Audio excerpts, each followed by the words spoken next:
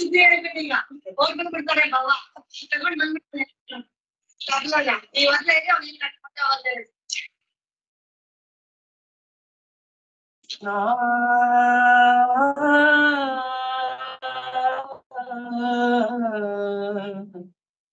ಕೃಷ್ಣ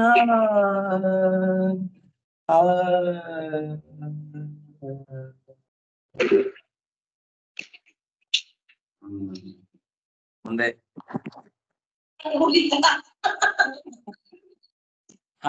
ಇವತ್ತು ಅದ್ಯ ಕಥಾನುವಾದೇ ಸತಿ ಕಿಂಚಿತ್ ಪೂರ್ವ ಕಥಾನುವಾದ ಅಂತ ಹೇಳುವವರು ಯಾರು?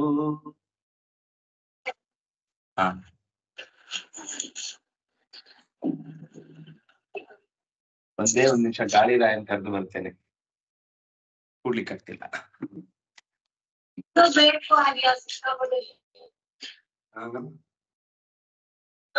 ಸಿಕ್ಕಾಪಟ್ಟೆ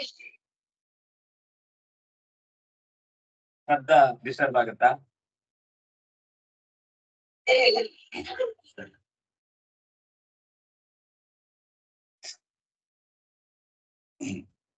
उच्यतां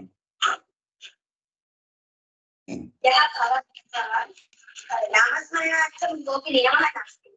महापापेभ्यः पुनः पश्चात्तापं यस्येभ्यः प्रायश्चित्तं दत्तं, परन्तु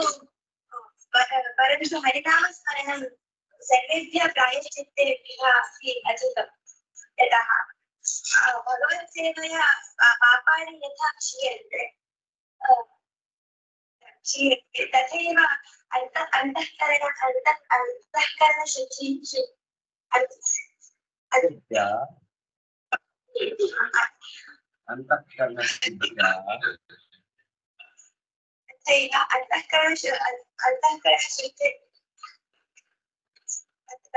अंतःकरणशुद्धिः जायते। अत्र जीवः पथः भगवन्नामस्मरणं मार्जितम् इत्युक्ते काले काले जीवरूपं पठति, काले काले जीवरूप पठति पाठस्य शुचिः अवश्यं तत्तु हरिनामस्मरणे।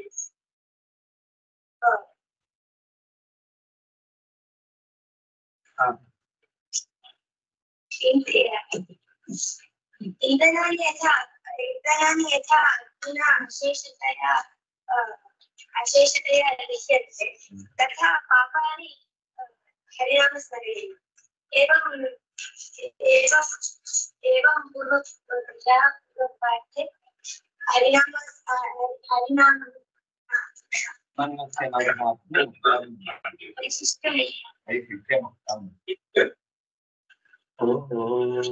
जन्माद्यस्य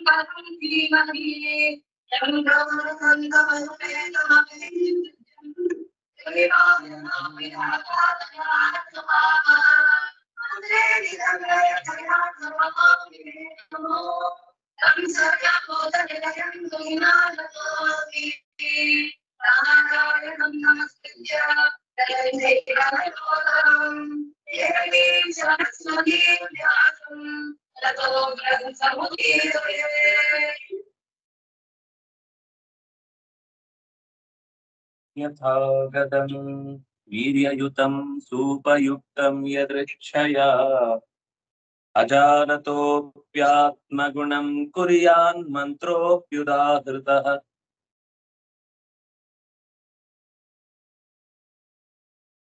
ರೋಗಕ್ಕೆ ಔಷಧಿಯೊಂದು ಹೇಗೆ ಕೆಲಸ ಮಾಡುತ್ತೆ ಅನ್ನುವ ಸ್ಪಷ್ಟವಾದ ತಿಳಿವು ರೋಗಿಗೆ ಇಲ್ಲದೆ ಹೋದರೂ ಹೇಗೆ ಆ ರೋಗವನ್ನ ಗುಣಪಡಿಸುವಲ್ಲಿ ಔಷಧ ತನ್ನ ಚಟುವಟಿಕೆಯಲ್ಲಿ ಏನೂ ಹೆಚ್ಚು ಕಮ್ಮಿ ನಡೆಸುವುದಿಲ್ಲ ಹೇಗೋ, ಹಾಗೆ ಆ ನಾಮ ಎಲ್ಲಿಂದ ಬಂತು, ಹೇಗೆ ಬಂತು, ಅದು ಹೇಗೆ ಪಾಪಗಳನ್ನ ಪರಿಹಾರ ಮಾಡುತ್ತೆ ಅನ್ನುವ ಸೂಕ್ಷ್ಮೇಕ್ಷಿಕೆ ಅನ್ನೋದು ಉಪಾಸಕನಿಗೆ ಭಕ್ತನಿಗೆ ಇಲ್ಲದೆ ಹೋದರೂ ಈ ರೋಗಕ್ಕೆ ಈ ಮದ್ದು ಖಂಡಿತ ಪರಿಹಾರ ನೀಡುತ್ತೆ ಅನ್ನುವ ನಂಬಿಕೆಯೊಂದೇ ಅದರ ಬಲವನ್ನು ಹೇಗೆ ಹೆಚ್ಚಿಸುತ್ತೋ ಹಾಗೆ ಮಹಿಮಾವಂತನಾದ ಭಗವಂತನ ನಾಮಸ್ಮರಣೆ ಮಾಡಿದರೆ ಖಂಡಿತ ಪಾಪಗಳು ದೂರವಾಗುತ್ತವೆ ಅನ್ನುವ ಭರವಸೆಯಿಂದ ಅವನು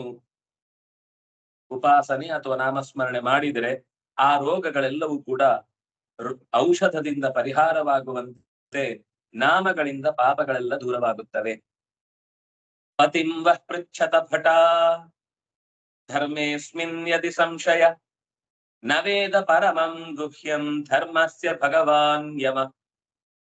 ಪತಿಂ ವಃ ಪೃಚ್ಛತ, ಓ ಯಮದೂತರೇ, ನಿಮ್ಮ ಯಜಮಾನನನ್ನೇ ಕೇಳಿ.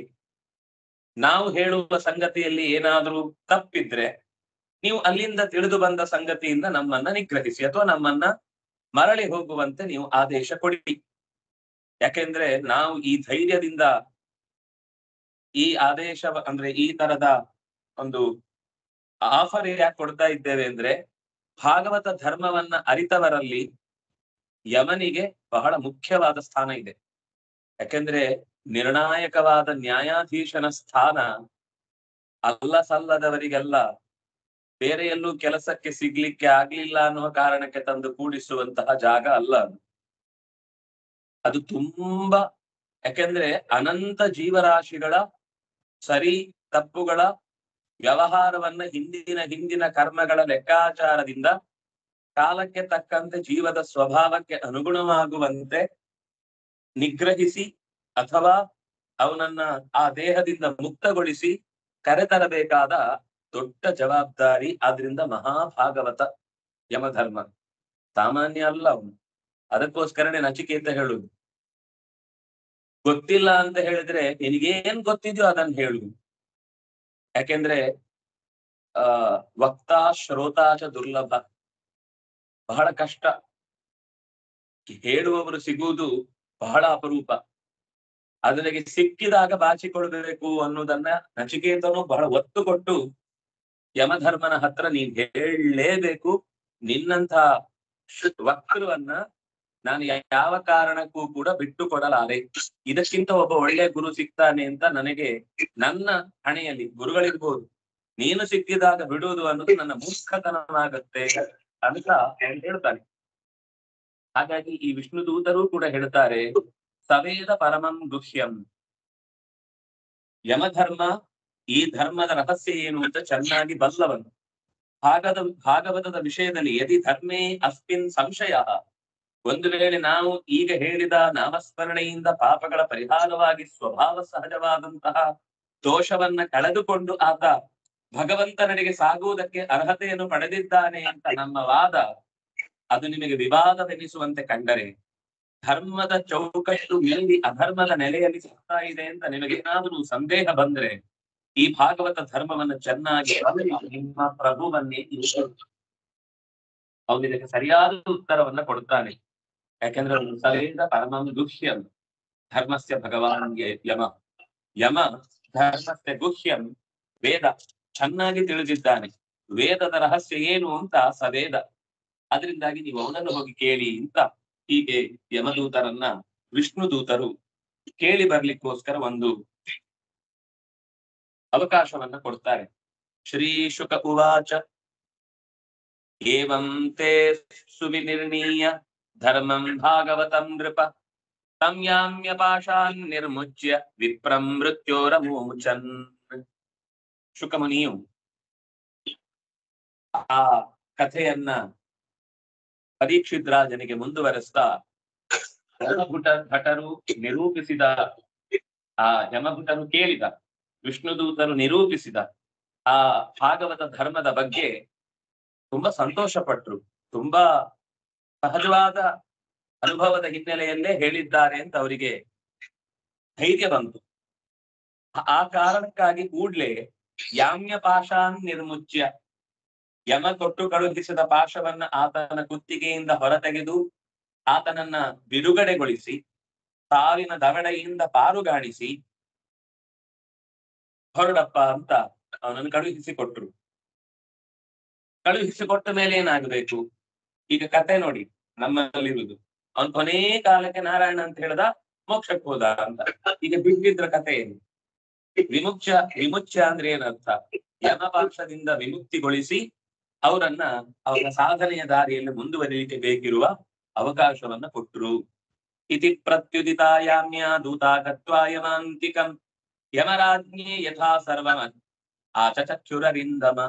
ಏ ಅರಿಂದಮನೆ, ಅರಿಗಳನ್ನು ದಮನ ಮಾಡುವ ಶಕ್ತಿ ಉಳ್ಳಂತಹ ಪರೀಕ್ಷಿದ್ರಾಜನೇ ಕೇಳು. ಯಮದೂತರ ವಿಷ್ಣುದೂತರ ಆ ಮಾತುಗಳನ್ನೆಲ್ಲ ತಲೆಯಲ್ಲಿ ಹಾಗೆ ಹೊತ್ತಿಗೆ ಸರಿಯಾಗಿ ಬಂದು ವಿಷ್ಣುವಿನ ಮಹತ್ವವನ್ನು ಬಿತ್ತರಿಸಿದ ಅವರ ಎತ್ತರದ ಮಾತುಗಳಿಗೆಲ್ಲ ತಲೆ ತೂಗಿ ತತ್ತರಿಸಿ ಹೋಗಿದ್ರು ಒಂದು ಸಲ. ಏನಪ್ಪಾ ಇದಕ್ಕೆ ಉತ್ತರ ಅಂತ.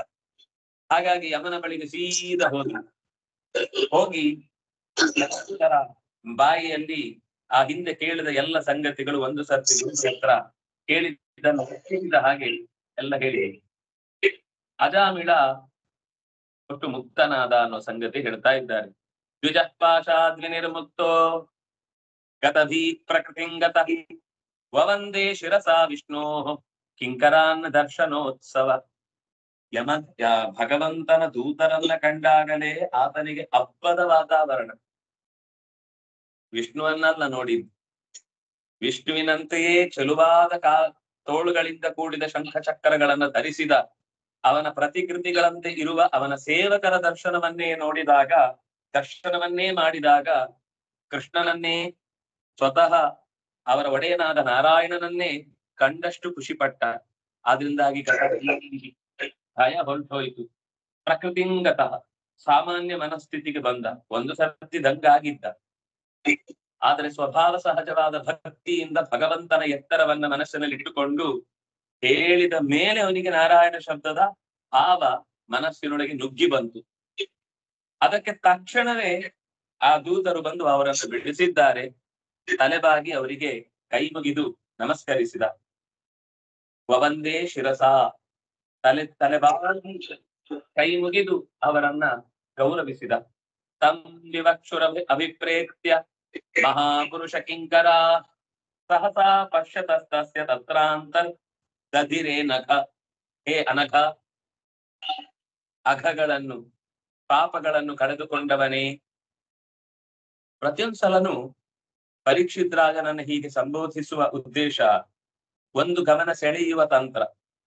ಕಲಿಯುವ ಮಕ್ಕಳನ್ನ ಯಾವತ್ತೂ ಕೂಡ ಅವರನ್ನ ಆಗಾಗ ಮಾತಾಡಿಸ್ತಾ ಎಚ್ಚರದಲ್ಲಿಟ್ಟೇ ಹೇಳಿಕೊಡ್ಬೇಕು. ನಂದು ಸಾಬರಿ ಮುಗಿದೋದ್ರೆ ಸಾಕಪ್ಪ, ಏನದು ಅವ್ರಿಗೆ ಅರ್ಥ ಆದ್ರೆ ಅವ್ರ ಪುಣ್ಯ. ನಮ್ದೇನು ಕರ್ತವ್ಯ ನಿರ್ವಹಣೆ, ನಾವು ಶಿಸ್ತಿನ ಸಿಪಾಯಿಗಳು. ಭಾರತದಲ್ಲಿ ಇದ್ದದ್ದನ್ನೆಲ್ಲ ರೆಕಾರ್ಡ್ ತರ ಉದುರಿಸಿ ಬಿಟ್ರೆ ನಮ್ ಕೆಲಸ ಮುಗಿ ಸಂಬಳ ಜೇಬಿಗೆ ಬಿದ್ರೆ ಆಗು ಅನ್ನುವ ತರದಲ್ಲಿ ಒಬ್ಬ ಗುರು ಇದ್ರೆ ಅವನು ಗುರು, ಅವನು ನಿಜವಾದ ಗುರು ಅಲ್ವೇ ಅಲ್ಲ.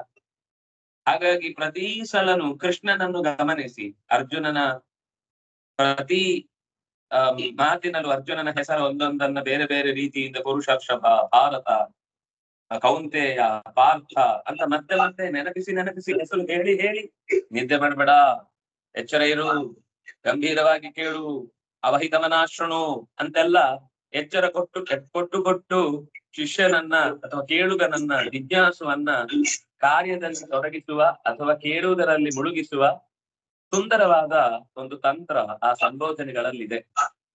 ಹಾಗಾಗಿ ಅದು ಮತ್ತೆ ಒಂದೇ ಹೆಸರನ್ನ 10 ಸರ್ತಿ ಬರೀ ಅರ್ಜುನ ಅರ್ಜುನ ಅರ್ಜುನ ಅರ್ಜುನ, ಅಯ್ಯೋ ಏನ್ರಿ ಹೆಸರನ್ನು ಕಂಡುಕಲ್ಲ, ಅದೇ ಬೋರ್ವಲ್ ಅಂತ ಆಗುವ ಸ್ಥಿತಿ ಇರಬಾರ್ದು ಅಂತ ಅವನ ನಮ್ಗೆ ಏನ್ ಕರಿಬಹುದು ಹೇಳಿ, 1-2 ಹೆಸರು 3 ಹೆಸರು ಕರಿಬಹುದು. ಆಮೇಲೆ ಅವನ ಅಪರ ಯೋಚನೆಗಳಿಗೆ ಹೆಸರು ಕೊಡ್ಬೇಕಾಗಿದೆ. ಯಾಕೋ ತಲೆ ಕೆದರ್ಕೊಂಡವನೇ, ಕಣ್ಣು ಮುಚ್ಚಿಕೊಂಡು ನಿಮೀಲಿತ ಧ್ಯಾನ ಸ್ವರೂಪನೇ ಅಂತೆಲ್ಲ ನಮಗೆ ಇಷ್ಟವಾದ ಹೆಸರುಗಳಿಂದೆಲ್ಲ ಕರೆದು ಪೂಜಿಸಬೇಕಾಗತ್ತೆ. ಆದ್ರಿಂದ ಅನಘ ಅಂತ ಸಂಬೋಧಿಸಿ ಹೇಳ್ತಾನೆ, ಭಯಕ್ಕೆ ಏನೋ ಮಾತನಾಡ್ಲಿಕ್ಕೆ ಹೋಗಿ ಆದ್ರೆ ಮಾತನಾಡಿದ್ರಿಂದ ಬಯಸಿದ ಸಂಗತಿಯನ್ನೇ ಪಡೆದು ಸಂತುಷ್ಟನಾಗಿ ನಿಂತಿರುವ ಹೊತ್ತಿಗೆ ವಿಷ್ಣು ದೂತರು ಅವನು ನೋಡ್ತಾ ನೋಡ್ತಾ ಇರುವ ಹಾಗೇನೆ ಆ ದೃಶ್ಯ ಪರದೆ ಮರೆಯಾಯಿತು. ವಿಷ್ಣು ದೂತರ ಅವ್ನು ನೋಡ್ತಾ ಇದ್ದ ಹಾಗೆ ತತ್ರೈವ ಅಂತರ ದೀಯತ, ಅಲ್ಲೇ ಅಲ್ಲಿ ತನಕ ಒಂದು ದೊಡ್ಡ ಸ್ಕ್ರೀನ್ ನಲ್ಲಿ ಯಾರೋ ಬಂದು ಪ್ಲೇ ಮಾಡಿ ಎರಡು ಪಾತ್ರಗಳ ನಡುವೆ ಸಂವಾದವನ್ನ ನಡೆಸಿದ ಒಂದು ವಿಷನ್. ಅದು ಈಗ ಟೆಲಿವಿಷನ್ ಬೇಕಿರ್ಲಿಲ್ಲ, ಅವರಿಗೆ ವಿಷನ್ ಇತ್ತು.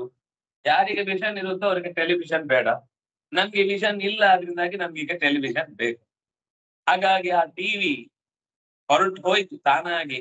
ಇಲ್ಲಿ ಕರೆಂಟ್ ಹೋದ್ರೆ ಮಾತ್ರ ಟಿವಿ ಹೋಗುದು, ಅದಕ್ಕೂ ಇನ್ವರ್ಟರ್ ಇದ್ರೆ ಅದು ಮತ್ತು ಬಡ್ಕೊಳ್ತಾನೆ ಇರುತ್ತೆ. ಇಲ್ಲದ್ದು ಸಲ್ಲದ್ದು ಬೇಕಿದ್ದು ಬೇಡವಾದ್ದು ನ್ಯೂಸೆನ್ಸ್ ಗಳನ್ನೆಲ್ಲ ನ್ಯೂಸ್ ಅಂತ ತೋರಿಸ್ತಾನೆ ಇರುತ್ತೆ. ಆದ್ರೆ ಇಲ್ಲಿ ಅವನ ಕಣ್ಣಿಗೆ ಎದುರುಗಡೆ ನೋಡ್ತಾ ಇದ್ದ ಹಾಗೇನೆ ಪರದೆ ಮರೆಯಾದಂತೆ ಅವರು ಮರೆಯಾದರು. ಅಜಾಮಿಳ ಆಕರ್ಣ್ಯ ದೂತಾನಾಂ ಯಮಕೃಷ್ಣಯೋ ಧರ್ಮಂ ಭಾಗವತಂ ಶ್ರುತಂ ತ್ರೈವಿದ್ಯಂಚ ಗುಣಾಶ್ರಯಂ ಭಕ್ತಿಮಾನ್ ಭಗವತ್ಯಾಶು ಮಾಹಾತ್ಮ್ಯ ಶ್ರವಣಾಧರೇ ಅನುತಾಪೋ ಮಹಾನಾಸಿ ಸ್ಮರತೋ ಶುಭಮಾತ್ಮನ. ವಿಷ್ಣು ದೂತರಿಂದ ಶುದ್ಧವಾದ ಭಾಗವತ ಧರ್ಮದ ಚರ್ಚೆಯನ್ನು ಯಮದೂತರ ನಡುವೆ ಕೇಳಿಸಿಕೊಂಡು ವೇದೋಕ್ತವಾದ ಸರಿಯಾದ ತಿಳಿವನ್ನ ಕೇಳಿದ ಮೇಲೆ ಹರಿಮಾಹಾತ್ಮ್ಯದ ವೈಶಿಷ್ಟ್ಯವನ್ನೂ ಕೂಡ ಶ್ರವಣ ಮಾಡಿದ ಮೇಲೆ ನಿರಂತರ ಆತನೊಳಗೆ ಕಾರಂಜಿಯಂತೆ ಭಗವಂತನ ಭಕ್ತಿ ಪುಟಿದೆದ್ದಿತು. ಎದ್ದಿದ್ದು ಮಾತ್ರ ಅಲ್ಲ, ಅದು ನಿರಂತರ ಮುಂದುವರಿಸಬೇಕು ಅನ್ನುವ ಅಭಿಲಾಷೆ ಗಟ್ಟಿಯಾಯಿತು. ಇದರಿಂದ ಏನಾಯ್ತು ಅಂದ್ರೆ ಅನುತಾಪೋ ಮಹಾನಾಸೀತ್, ಅವನಿಗೆ ಹಿಂದಿನ ದಿನಗಳನ್ನ ಕಳೆದ ಕೆಟ್ಟ ಕ್ಷಣಗಳ ಪರಿತಾಪ ಉಂಟಾಗಿ ಯಾಕಾದ್ರೂ ಹೀಗಾಯ್ತೋ ನನ್ನ ಜೀವನದಲ್ಲಿ ಅಂತ ಅದರ ಬಗ್ಗೆ ಪಶ್ಚಾತ್ತಾಪ ಪಟ್ಟ. ಪಶ್ಚಾತ್ ತಪತಿ ಇತಿ ಪಶ್ಚಾತ್ತಾಪ. ನಂತರ ಇದು ತಪ್ಪು ಅನ್ನುವ ಎಚ್ಚರ ನಿರಂತರ ಅವನ ಒಳಗೆ ಹುಚ್ಚೆದ್ದಂತೆ ಅವನನ್ನ ಎಚ್ಚರಿಸಿತು. ಹಾಗೆ ಎಚ್ಚರಗೊಂಡ ಅಜಾಮಿಳ ಪಾಪಗಳನ್ನೆಲ್ಲ ಕಳೆದುಕೊಳ್ಳುವುದಕ್ಕಾಗಿ ಮತ್ತಷ್ಟು ಹೆಚ್ಚು ಭಗವನ್ನಾಮದಲ್ಲಿ ರತನಾದ. ಅಹೋಮೇ ಪರಮಂ ಕಷ್ಟಂ ಅಭೂತ್ ಅವಿಜಿತಾತ್ಮನ ಏನ ವಿಪ್ಲಾವಿತಂ ಬ್ರಹ್ಮ ವೃಷಳ್ಯಾಂ ಜಾಯತಾತ್ಮನ. ಅವಿಜಿತಾತ್ಮನಃ, ಅಹೋ ಅಯ್ಯೋ ಅಂತ ಅರ್ಥ. ಅಹೋ ಅಯ್ಯೋ, ನಾನು ನನ್ನ ಇಂದ್ರಿಯಗಳನ್ನ ನನ್ನ ವಶದಲ್ಲಿ ಇಟ್ಟುಕೊಳ್ಳದೆ ಎಂಥ ಮಹಾ ಅನರ್ಥವನ್ನ ಮಾಡಿ ಸಂಕಷ್ಟವನ್ನ ತಂದೊಡ್ಡಿಕೊಂಡೆ. ನನಗೆ ನಾನೇ ಅಪಘಾತವನ್ನ ಮಾಡಿಕೊಂಡೆ. ಯಾರೋ ಒಬ್ಬಳು ಮೈ ಮರೆಸುವ ಸ್ಥಿತಿಯಲ್ಲಿ ನನ್ನನ್ನ ಸೆಳೆದು ಮಕ್ಕಳನ್ನು ಪಡೆದು ನನ್ನ ನಿಜವಾದ ಭಗವತ್ ಚಿಂತನೆಯ ಎತ್ತರದ ಧರ್ಮವನ್ನ ಕಳೆದುಕೊಂಡು ಬಿಟ್ಟೆ. ವೇದವನ್ನು ಕಳೆದುಕೊಂಡೆ, ಶಾಸ್ತ್ರವನ್ನು ಕಳೆದುಕೊಂಡೆ, ಸತ್ಯವನ್ನು ಕಳೆದುಕೊಂಡೆ, ಶಾಶ್ವತ ತತ್ವವನ್ನು ಕಳೆದುಕೊಂಡೆ ಅಂತ ಪರಿತಪಿಸ್ತಾ ಧಿಂಗ್ಮಾನ್ ವಿಗರ್ಹಿತಂ ಸದ್ಧಿರ್ ಪರಿಷ್ಕೃತಂ ಕುಲಕಜ್ಜಲಂ ಹಿತ್ವಾ ಬಾಲಾಂ ಸತೀಂ ಯೋಹಂ ಸುರಾಪಾಂ ಅಸತಿ ಮಗಾಂ. ಇಷ್ಟೇ ಅವನ ಮನೆತನದ ನೆನಪು ಮಾಡಿಕೊಳ್ಳುವುದು ಭಾಗವತ. ಇಷ್ಟೇ. ನಾನು ಯಾವ ಸಜ್ಜನರು ನನ್ನನ್ನ ಹೊಗಳಲಿಕ್ಕೆ ಬೇಕಾದ ಗುಣಗಳನ್ನು ಹೊಂದಿಲ್ಲ, ಹೊರತು ನಿಂದಿಸ್ಲಿಕ್ಕೆ ಬೇಕಾದ ಎಲ್ಲ ದೌರ್ಗುಣ್ಯಗಳ ರಾಶಿಯನ್ನು ಹೊಂದಿದ್ದೇನೆ. ನಿಂದೆಗೆ ಗುರಿಯಾದವನು ಕುಲಕ್ಕೆ ಕಳಂಕ ತಂದವನು, ಕುಲಕಜ್ಜಲಂ. ಕುಲಕಜ್ಜಲ ಅಂದ್ರೆ ಕುಲಕ್ಕೆ ಮಸಿ ಬಳಿದವ ಅಂತ ನಾವು ಹೇಳ್ತೇವಲ್ಲ. ಕಜ್ಜಲ ಅಂದ್ರೆ ಕಣ್ಣಿಗೆ ಹಾಕುವ ಕಾಡಿಗೆ ಅಂತ ಒಂದರ್ಥ. ಅದರದು ಕಪ್ಪು ಅನ್ನುವ ಅರ್ಥದಲ್ಲಿ ಕುಲಕ್ಕೆ ಮಸಿ ಬಳಿಯುವುದು ಅಂತ ಅರ್ಥ. ನಾವು ಬೈತೇವಲ್ಲ, ಆಯ್ತು ನೀನನ್ನು ಕಟ್ಕೊಂಡು ಎಲ್ಲ ಮಸಿ ನುಂಗಿತು ಅಂತ ಹೇಳುವ ಹಾಗೆ ಕುಲಕ್ಕೆ ಕೆಟ್ಟ ಹೆಸರನ್ನ ತಂದೊಡ್ಡಿ ವಿಗರ್ಹಿತಂ ನಿರಂತರ ನಿಂದೆಗೊಳಗಾಗಿ ದುಷ್ಕೃತಂ ಬೇಡದ ಕರ್ಮಗಳನ್ನೆಲ್ಲ ಪಾಪಗಳನ್ನೇ ಕಟ್ಟಿಕೊಂಡ ಮಹಾ ದುರಾತ್ಮ ನಾನು. ಧಿಂಗ್ಮಾ ಧಿಕ್ಕಾರವಿರಲಿ ನನಗೆ.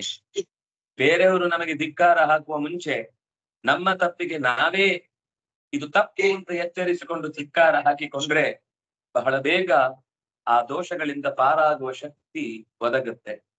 ಹಿತ್ವಾ ಬಾಲಾಂ ಸಾಧ್ವೀಂ, ನನ್ನ ಅತ್ಯಂತ ಮೆಚ್ಚಿನ ಮಡದಿಯನ್ನ, ಶುದ್ಧ ಸಂಪನ್ನಳನ್ನ, ಮನಸ್ಸಿಟ್ಟು ನನ್ನ ಪ್ರೀತಿಯನ್ನ, ನನ್ನ ಪ್ರೀತಿಯನ್ನ ಹಂಬಲಿಸ್ತಾ ಇದ್ದವಳನ್ನ ಹಾಗೇ ತೊರೆದು ಬಂದು ಬಿಟ್ಟೆನಲ್ಲ. ಆ ಪತ್ನಿಯನ್ನ ತೊರೆದು ಕೆಟ್ಟ ಕುಡಿಯುವ ಕೆಟ್ಟ ಹೆಂಗಸಿನ ಸಹವಾಸವನ್ನ ಮಾಡಿ ನನ್ನ ಬದುಕಿನ ಎಲ್ಲ ಸೌಖ್ಯಗಳನ್ನು ಮಣ್ಣು ಪಾಲಾಗಿಸಿ ಈಗ ಪರಿತಾಪ ಬರ್ತಾ ಇದ್ದೇನಲ್ವಾ ಅಂತ ಅವನೇ ತನಗೆ ತಾನೇ ಬೈಕೊಳ್ತಾ ಇದ್ದಾನೆ. ವೃದ್ಧೌ ಅನಾಥೌ ಪಿತರೌ ನಾಣ್ಯ ಬಂಧೂ ತಪಸ್ವಿನೌ ಅಹೋಮಯಾಧುನಾ ತ್ಯಕ್ತೌ ಅಕೃತಜ್ಞೇನ ನೀಚವತ್. ಈಗ ಅವನು ಮೋಕ್ಷಕ್ಕೆ ಹೋಗಿದ್ರೆ ಇದೆಲ್ಲ ಯಾರು ಸ್ಮರಣೆ ಮಾಡ್ಬೇಕು? ಇನ್ನು ಅಲ್ಲೇ ಅದೇ ಮನೆಯಲ್ಲಿ ಇದ್ದಾನು, ಅದೇ ಜಾಗದಲ್ಲಿದ್ದು ವೃದ್ಧೌ ವಯಸ್ಸಾದ ಹಿರಿಯರಿದ್ರು, ಅನಾಥೌ ನನ್ನ ಹೊರತು ಬೇರೆ ಯಾರೂ ಅವರಿಗೆ ಆಸರೆ ಇರಲಿಲ್ಲ, ನಾಣ್ಯ ಬಂಧೂ ಪಿತರವು ಬೇರೆ ಬಂಧುಗಳು ಹೆಗಲು ಕೊಡುವವರು ಇರಲಿಲ್ಲ, ನಾನೇ ಅವರಿಗೆ ಪರಮ ಆಧಾರ ಅನ್ನುವ ಸ್ಥಿತಿಯಲ್ಲಿ ನನ್ನನ್ನ ಬಹಳ ಹಚ್ಚಿಕೊಂಡು ಮೆಚ್ಚಿಕೊಂಡು ನನ್ನ ಜೊತೆಗೆ ಬಾಳ್ವೆ ನಡೆಸ್ತಾ ಇದ್ದ ಅಪ್ಪ ಅಮ್ಮಂದಿರನ್ನ ಬಿಟ್ಟು ನಾನು ಸ್ವತಃ ತಪಸ್ವಿಗಳು, ತುಂಬಾ ಶ್ರದ್ಧಾವಂತರು, ನನಗೆ ಯಾವ ಅನಾನುಕೂಲವನ್ನೂ ಮಾಡದವರು, ಆದರೆ ಅವರ ಬದುಕಿನ ಬಗ್ಗೆ, ಅವರಿಗೆ ಜೀವಿತದಲ್ಲಿ ಆಗಬಹುದಾದ ಕಷ್ಟಗಳ ಬಗ್ಗೆ ನಾನು ಯೋಚಿಸದೆ ಮಯ ಅಧುನ ತ್ಯಕ್ತವು, ಅವರನ್ನ ಕಸವನ್ನ ಹೊರಕ್ಕೆ ಚೆಲ್ಲಿದಂತೆ ನನ್ನ ಜೀವನದಿಂದ ಅವರನ್ನ ಹೊರಕ್ಕೆ ದೂಡಿಬಿಟ್ಟೆ. ಅಕೃತಜ್ಞೇನ ನೀಚವತ್, ಜಗತ್ತಿನಲ್ಲಿ ಅತ್ಯಂತ ನೀಚ ಯಾರು ಅಂದ್ರೆ ಅಕೃತಜ್ಞ. ಇನ್ನೊಬ್ಬರಿಂದ ಉಪಕಾರವನ್ನ ಪಡೆದು ಕೊನೆಗೆ ಆ ಉಪಕಾರದ ಸ್ಮರಣೆಯೂ ಇಲ್ಲದೆ ಅವರನ್ನ ಧಿಕ್ಕರಿಸುವ ಮಂದಿ ಇದ್ದಾರಲ್ವಾ, ಕೃತಜ್ಞ ನಾಸ್ತಿ ನಿಷ್ಕೃತಿ ಅಂತ ರಾಮಾಯಣದ ಮಾತು. ಕೃತಜ್ಞನಿಗೆ ಎಂದೂ ಕೂಡ ಪಶ್ಚಾತ್ತಾಪದ ಪ್ರಾಯಶ್ಚಿತ್ತದ ಪರಿಹಾರ ಇಲ್ಲ. ಯಾಕೆಂದ್ರೆ ಒಬ್ಬರಿಂದ ಅದು ಎಲ್ಲ ಹಂತದಲ್ಲೂ, ಅನ್ನವಸನಕ್ಕಾಗಿ ಆಗ್ಬಹುದು, ವಿದ್ಯೆಗಾಗಿ ಆಗ್ಬಹುದು, ಬುದ್ಧಿಗಾಗಿ ಆಗ್ಬಹುದು, ಸಹಾಯಕ್ಕಾಗಿ ಆಗ್ಬಹುದು, ತಕ್ಷಣದ ವ್ಯವಸ್ಥೆಯನ್ನ ಹೆಗಲುಕೊಟ್ಟು ಮುನ್ನಡೆಸಿದ್ದಿರಬಹುದು, ಯಾವುದೋ ಒಂದು ರೀತಿಯಿಂದ ಮಹದುಪಕಾರ ಮಾಡಿದಂತಹ ಮಂದಿಯನ್ನ ಶರೀರ ಕೊಟ್ಟು ಬೇಕಾದ ಉಪದೇಶ ಇಟ್ಟು ಗುರುಗಳಲ್ಲಿ ಸ್ವಲ್ಪ ದಿವಸ ಬಿಟ್ಟು ತಮ್ಮ ಬದುಕಿಗೆ ಆಸರೆಯಾಗಿ ಇರಬೇಕಾದ ಮಗ ಹೆಮ್ಮರವಾಗಿ ಬೆಳೀಲಿ ಅಂತ ಪಟ್ಟ ಆಸೆ, ಚೆನ್ನಾಗಿ ದಾಂಪತ್ಯ ನಡೆಸಲಿ ಅಂತ ಕಟ್ಟಿಕೊಟ್ಟ ಹೆಂಡತಿ, ಅವುಗಳಲ್ಲಿ ಪಡೆದ ಮಕ್ಕಳು ಎಲ್ಲವನ್ನು ಕಸದಂತೆ ತೆರೆದು ಹೋದ ನೀಚ ನಾನು. ಅಂತಹ ನೈಚ್ಯ ಭಾವಕ್ಕೆ ಅಕೃತಜ್ಞನಿಗೆ ಪರಿತಾಪವೇ ಇಲ್ಲ, ಯಾವ ಪ್ರಾಯಶ್ಚಿತ್ತವೂ ಇಲ್ಲ. ಅಂಥ ಕೃತಜ್ಞನ ಈಗ ನಾನಾಗಿದ್ದೇನೆ. ಸೋಹಂ ವ್ಯಕ್ತಂ ಪತಿಷ್ಯಾಮಿ ನರಕೆ ವೃಷದಾರುಣೆ ಧರ್ಮಘ್ನ ಕಾಮಿನೋ ಯತ್ರ ವಿಂದಂತಿ ಯಮಯಾತನಾ. ಈಗ ಇದರ ಈ ಎಲ್ಲ ದುಷ್ಟ ಕರ್ಮಗಳ ಫಲವಾಗಿ ಧರ್ಮಘಾತಕರಾದ ಕಾಮಿಗಳು ಯಮಯಾತನೆಯನ್ನು ಅನುಭವಿಸುವಂತಹ ನರಕದಲ್ಲಿ ನಾನು ಬೀಳುವುದು ನಿಶ್ಚಯ. ನನಗೆ ಈ ಪಾತಕದಿಂದ ಪಾಲಾಗುವ ಬಗೆ ಗೊತ್ತಿಲ್ಲ. ಏನೋ ಪಾಶದಿಂದ ಬಿಡಿಸಿದ್ರು ಅಂದ್ರೆ ಅದು ನನ್ನನ್ನ ಈಗ ಎಚ್ಚರಿಸಿದ್ದು. ಇನ್ನೂ ನನ್ನ ಕರ್ತವ್ಯ ಬಾಕಿ ಇದೆ. ಕಿಮಿದಂ ನೋಡಿ, ಈ ಮಾತು ನಿಮ್ಗೆ ಇನ್ನೂ ಸ್ಪಷ್ಟ ಆಗುತ್ತೆ. ನಾನು ಅದು ವಿಷನ್ ಅಂತ ಹೇಳಿದೆ, ಹೌದು ಅನ್ಲಿಕ್ಕೆ. ಕಿಮಿದಂ ಸ್ವಪ್ನಮಾಹೋಸ್ವಿತ್ ಸಾಕ್ಷಾತ್ ದೃಷ್ಟಂ ಇಹಾದ್ಭುತಂ ತ್ವಯಾತ ಅದ್ಯತೆ ಯೇ ಮಾಂ ವ್ಯಕರ್ಷನ್ ಪಾಶಪಾಣಯ. ಅಲ್ಲ, ನನಗೆ ಇಷ್ಟು ಹೊತ್ತು ಏನಾಯ್ತು? ನನ್ನ ಸುತ್ತ ಯಾವ ಮಾಯ ಆವರಿಸಿಕೊಂಡು ನನ್ನ ಬುದ್ಧಿಯನ್ನ ಈ ರೀತಿ ಪ್ರಚೋದಿಸುದು? ಎಲ್ಲಿ ಹೋದ್ರು ಆ ಯಮದೂತರು? ಎಲ್ಲಿ ಹೋದ್ರು ಆ ವಿಷ್ಣುದೂತರು? ಎಲ್ಲಿ ಹೋಯ್ತು ಅವರ ಹಿಂದೆ ಇದ್ದ ಅತ್ಯಂತ ಅದ್ಭುತವಾದ ಒಂದು ಲೋಕದ ಸೃಷ್ಟಿಯ ಹಿನ್ನೆಲೆಯನ್ನ? ಈಗ ಕ್ಷಣ ಮಾತ್ರದಲ್ಲಿ ಏನೂ ಕಾಣದ ನನ್ನ ಮನೆಯ ಅದೇ ಕಿತ್ತು ಬಿದ್ದ ಗೋಡೆಯ ದರ್ಶನದಿಂದ ಇಲ್ಲಿ ತನಕ ನನಗೆ ಸ್ವಪ್ನವಿತ್ತು.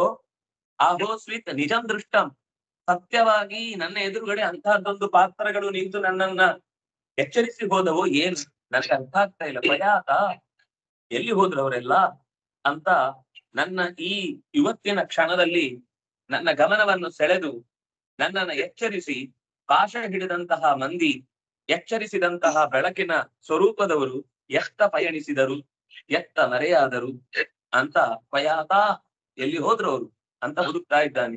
ಅಥತೆ ಕ್ವಗತಾ ಸಿದ್ಧಾ ಚತ್ವಾರಶ್ಚಾರು ದರ್ಶನಾ ವ್ಯಮೋಚಯನ್ನೀಯಮಾನಂ ಬದ್ಧ್ವಾ ಪಾಶೈರಥೋಭುವ. ಭೂತಲದ ಅಡಿಯಲ್ಲಿ ಕೊಳೆಯುವ ನರಕದಲ್ಲಿ ನನ್ನನ್ನ ಬೀಳಿಸಿ ಮತ್ತೇಳದಂತೆ ಸೆದೆಬಡಿದು ಮುಳುಗಿಸುವ ಹುನ್ನಾರದಲ್ಲಿದ್ದ ಯಮದೂತರ ಪಾಶದ ಕೈಯಿಂದ ನನ್ನನ್ನು ಆ 4 ಮಂದಿ ಬಿಡಿಸಿ ದಿವ್ಯ ದರ್ಶನ ಕೊಟ್ಟು ಮಾಹಾತ್ಮ್ಯವನ್ನು ತಿಳಿಸಿ ಭಗವನ್ನಾಮದ ಎಚ್ಚರಿಕೆಯನ್ನ ಆಳವಾಗಿ ನೀಡಿ ಹೋದ ಆ ಬೆಳ್ಳಗಿನ ಮಂದಿ ಸಿದ್ಧ ಪುರುಷರು ಎತ್ತ ಸಾಗಿದರು. ಎಲ್ಲಿ ಹೋದ್ರು ಅವರೆಲ್ಲ? ಕ್ವಗತಾಹತೆ ಸಿದ್ಧಾ ಚತ್ವಾರ ಚಾರು ದರ್ಶನ. ನೋಡುವುದಕ್ಕೆ ಕಂಗಳೆರಡು ಸಾಲದು, ಮತ್ತಷ್ಟು ನೋಡಬೇಕೆಂಬ, ಮಗದಷ್ಟು ನೋಡಬೇಕೆಂಬ, ಮೊಗೆದಷ್ಟು ನೋಡಬೇಕೆಂಬ ಬಟ್ಟಲು ಕಣ್ಣುಗಳಲ್ಲಿ ತುಂಬಿಸಿದರೂ ಮುಗಿಯದ ಚಂದದ ಒಳ್ಳೆಯ ಚಿನುಕುರುಳಿಯ ರೂಪದವರು. ಅವರನ್ನ ನಾನು ಇನ್ನೆಲ್ಲಿ ಹುಡುಕ್ಲಿ, ಎಲ್ಲಿ ನೋಡ್ಲಿ ಅವರನ್ನ? ಅಥಾಪಿ ಮೇ ದುರ್ಭಗಸ್ಯ ವಿಬುಧೋಸ್ತಮ ದರ್ಶನೇ ಭವಿತವ್ಯಂ ಮಂಗಲೇನ ಏನಾತ್ಮ ಮೇ ಪ್ರಸೀದತಿ. ಈ ಜನ್ಮದಲ್ಲಿ ಪಾಪವನ್ನೇ ಹೆಚ್ಚು ಹೆಚ್ಚು ಮಾಡಿದ ನಾನು ಆ ದೇವೋತ್ತಮನ ದರ್ಶನ ಎಲ್ಲೋ ಒಂದು ಸ್ವಲ್ಪ ಆಯ್ತು ನಾಮಸ್ಮರಣೆಯ ಮೂಲಕ ಅಂದ್ರೆ ಪೂರ್ವದಲ್ಲಿ ಎಂದೋ ಒಂದು ದಿವಸ ನಾನು ಯಾವುದೋ ಪುಣ್ಯ ಮಾಡಿರ್ಬೇಕು. ಅಥಾಪಿನೇ ದುರ್ಭಗಸ್ಯ, ಬರೀ ಕೆಟ್ಟ ಆಲೋಚನೆಗಳನ್ನ, ತಪ್ಪು ಕೆಲಸಗಳನ್ನೇ ನಡೆಸಿ ಬದುಕಿದವನು ವಿಬುಧೋತ್ತಮ ದರ್ಶನೆ, ಭಗವಂತನ ನಾಮ ಮಹಾತ್ಮ್ಯದ ಎಚ್ಚರವನ್ನ ನಾನು ಈ ಹೊತ್ತಿನಲ್ಲಿ ಪಡೆದೆ ಅಂದ್ರೆ ಪೂರ್ವಂ ಮಂಗಲೇನ ಭವಿತವ್ಯಂ, ಹಿಂದ್ಯಾವತ್ತೋ ನಾನು ಮಾಡಿದ ಒಳ್ಳೆಯ ಯಾವುದೋ ಕರ್ಮ ಇವತ್ತು ನನ್ನನ್ನು ಪಾರು ಮಾಡಿದ್ದು. ನಾನು ಇವತ್ತು ಒಳ್ಳೆ ಕೆಲಸ ಮಾಡಿದ್ದು ವೇಸ್ಟ್ ಆಯ್ತು. ಎಷ್ಟೋ ಸಲ ನನಗೆ ಪ್ರತಿಕ್ರಿಯೆ ಬಾರದೆ ಇದ್ದಾಗ, ಹೊಗಳಿಕೆ ಸಿಗದೆ ಇದ್ದಾಗ, ಯಾರು ಗುರುತಿಸದೆ ನಮ್ಮನ್ನ ಮತ್ತಷ್ಟು ಆಡಿಕೊಂಡಾಗ, ಅಥವಾ ಅದನ್ನು ಮಾಡೇ ಇಲ್ಲ ಅಂತ ನಮ್ಮ ಕೆಲಸದ ಶೂನ್ಯತೆಯನ್ನ ಎಲ್ಲರ ಮುಂದೆ ಪ್ರತಿಪಾದಿಸಿದಾಗ ನಾವು ಧುತ್ತನೆ ಹಿಂದೆ ಸರಿದು ಬಿಡ್ತೇವೆ, ಅಥವಾ ಒಂದೇ ಸರ್ತಿಗೆ ಅಧಪಾತಕ್ಕೆ ಬಿದ್ದಂತೆ ಒದ್ದಾಡುತ್ತೇವೆ. ಆದ್ರೆ ಸ್ವಲ್ಪ ಮಪ್ಯಸ್ಯ ಧರ್ಮಸ್ಯ ತ್ರಾಯತೆ ಮಹತೋ ಭಯ. ನಾವು ಮಾಡಿದ ಒಳ್ಳೆ ಕೆಲಸ ಯಾವತ್ತಾದ್ರೂ ಒಂದು ದಿವಸ ನಮ್ಮನ್ನು ಹಿಡ್ದೇ ಹಿಡಿಯತ್ತು ಅಲ್ರಿ. ಈಗ ಬಿದ್ದಾಗ ಹಿಡಿಯದ್ದು, ಮುಂದ್ ಯಾವತ್ತೋ ಹಿಡಿಯುವುದಕ್ಕೇನ್ರಿ ಅರ್ಥ? ಇದಕ್ಕಿಂತ ಹಿಂದೆ ಯಾವ್ದೋ ಬೀಳುದನ್ನು ಮಾಡಿರ್ತೇವಲ್ವಾ, ಅದನ್ನು ಮುಗಿಸಿದ್ದಾನೆ ಮುಂದೆ ಹೊಸ್ತು ಕೊಡ್ಬೇಕಾದ್ದು. ಅದು ಮೊದಲು ಸಾಲಿನಲ್ಲಿ ಸರದಿಯಲ್ಲಿ ಯಾವುದು ಮೊದಲಿರುತ್ತೋ ಅದನ್ನು ಮುಗಿಸಿ ನಂತರದ ಫಾಲನ್ನ ನಮಗೆ ಕೊಡ್ಲಿಕ್ಕಿದ್ದಾನೆ. ತಾಳುವಿಕೆಗಿಂತ ಅನ್ಯ ತಪವೂ ಇಲ್ಲ. ದೇವರು ಕೊಟ್ಟಾನು ಕೊಟ್ಟಾನು ಕೊಟ್ಟಾನು. ತಾಳ್ಮೆಯಿಂದ ಕಾಯ್ಬೇಕು, ಆಗ ಅದು ತಪಸ್ಸೂ ಆಗುತ್ತೆ. ಭಗವಂತನನ್ನ ನಿಂದಿಸದೆ ನಮ್ಮ ಬಾಯಿಯನ್ನ ಸ್ವಚ್ಛವಾಗಿ ಉಳಿಸಿಕೊಂಡಂತೆಯೂ ಆಗುತ್ತೆ. ಅದರ ಜೊತೆಗೆ ನಮ್ಮ ಸುತ್ತ ಇದ್ದವರಿಗೆ ಯಾರಿಗೂ ನಮ್ಮಿಂದಾಗಿ ಒಂದಿಷ್ಟು ಕೆಟ್ಟ ಪರಿಸರವನ್ನ ಸೃಷ್ಟಿ ಮಾಡದೆ ಅವರೂ ಕೂಡ ಸುಖವಾಗಿ ನಮ್ಮ ನಡುವೆ ಬಾಳುವಂತಾಗತ್ತೆ. ಹಾಗಾಗಿ ವೈಕುಂಠ ನಾಮ ಗ್ರಹಣ ಅನ್ಯಥಾ ಪ್ರಿಯಮಾಣಸ್ಯ ನಾವಿತೇ ವೃಷಳೀಪತೆ ವೈಕುಂಠ ನಾಮ ಗ್ರಹಣಂ ಚಿತ್ವಾ ಕರ್ತು ನಿಹಾರಹತಿ.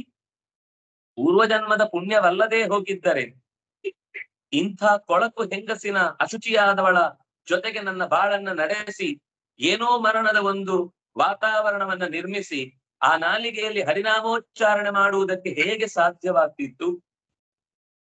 ಪೂರ್ವಜನ್ಮದ ಕರ್ಮ ಯಾವುದೋ ಒಂದು ಪುಣ್ಯ ರೂಪದಲ್ಲಿ ಇವತ್ತು ನನ್ನನ್ನ ಜೊತೆಗೂಡದೆ ಇದ್ದಿದ್ರೆ, ನನಗೆ ಆ ನಾಮಸ್ಮರಣೆ ಮಾಡಿ ಅವನ ಎಚ್ಚರ ಬಂದು ಆ ದೂತರ ನಡುವೆ ಸಂಭಾಷಣೆಯ ಮೂಲಕ ನಾಮದ ಮಹತ್ವವನ್ನು ತಿಳಿಸಿ ಅವರು ಹೊರಟು ಹೋಗುವಂತಹ ಈ ಒಂದು ದಿವ್ಯವಾದ ಘಟನೆ ನನ್ನ ಜೀವನದಲ್ಲಿ ನಡೆಯುತ್ತಿರ್ಲಿಲ್ಲ.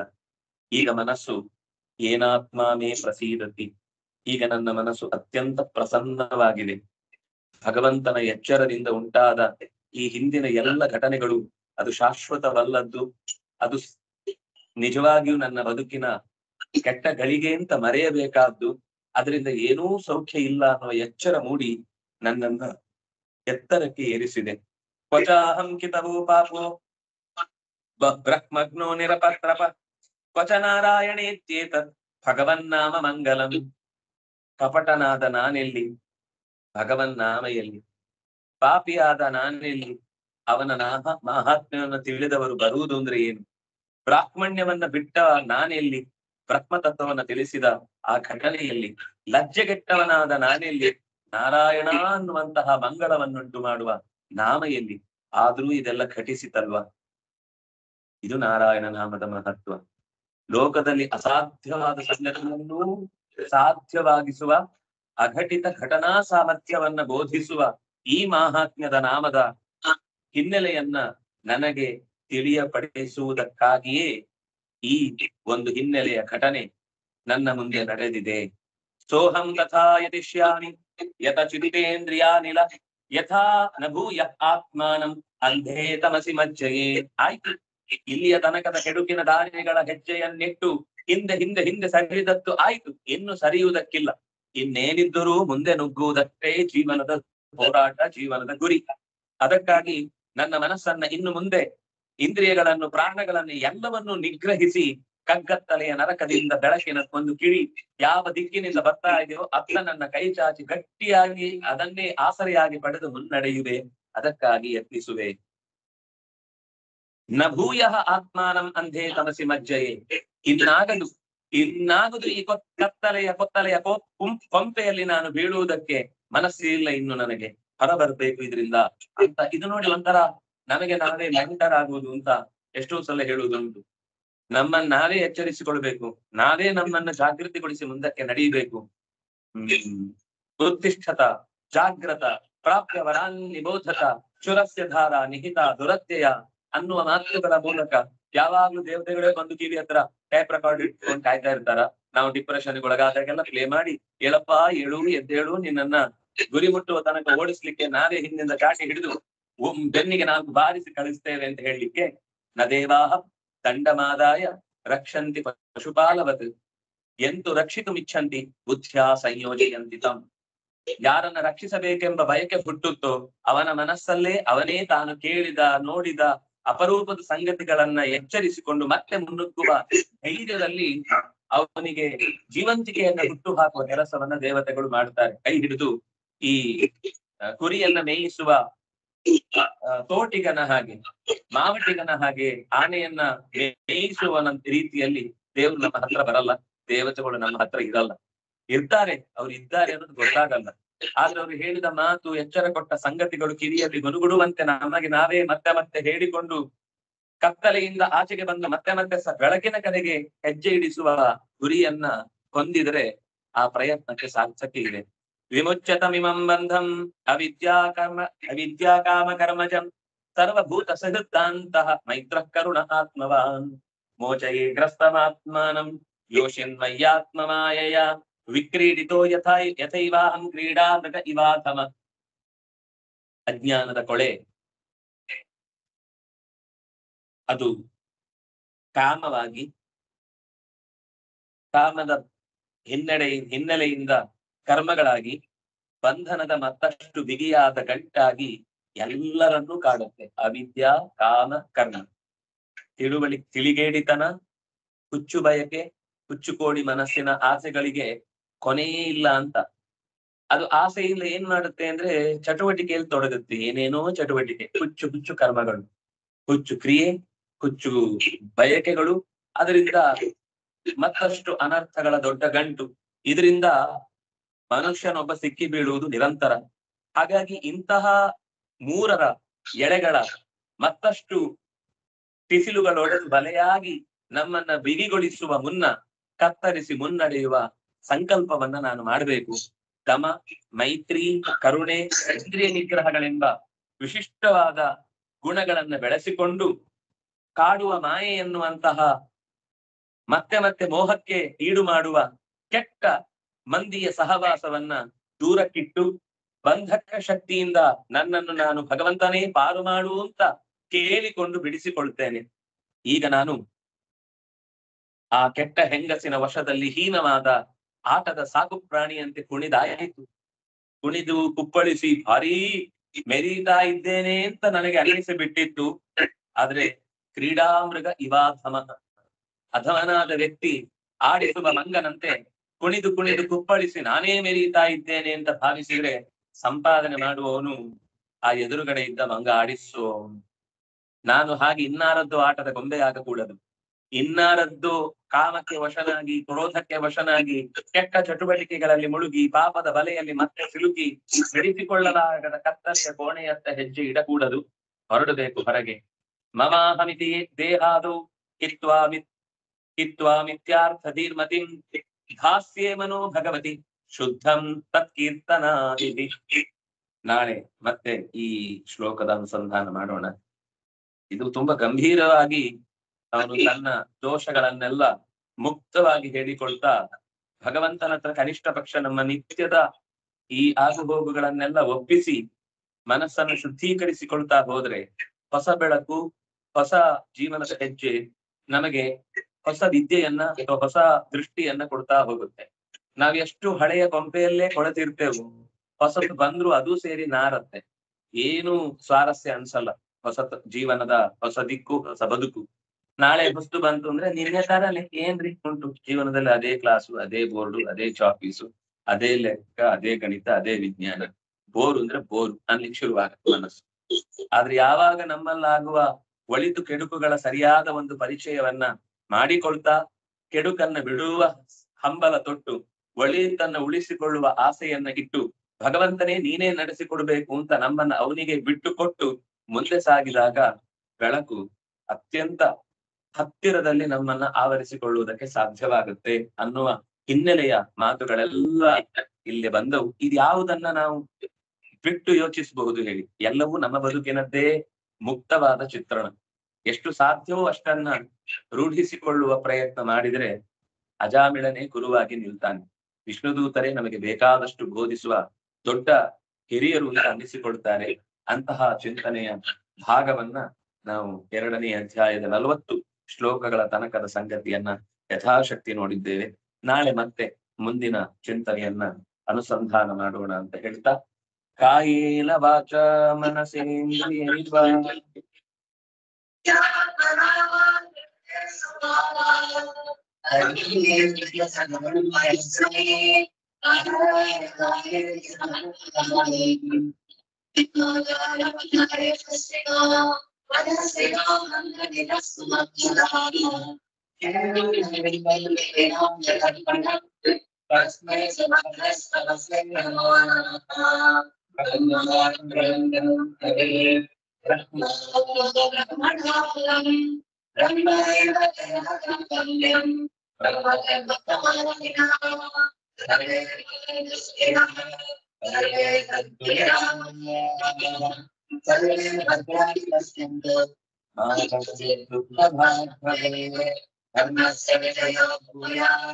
ಅಧರ್ಮಸ್ಯ ಪರಾಮಃ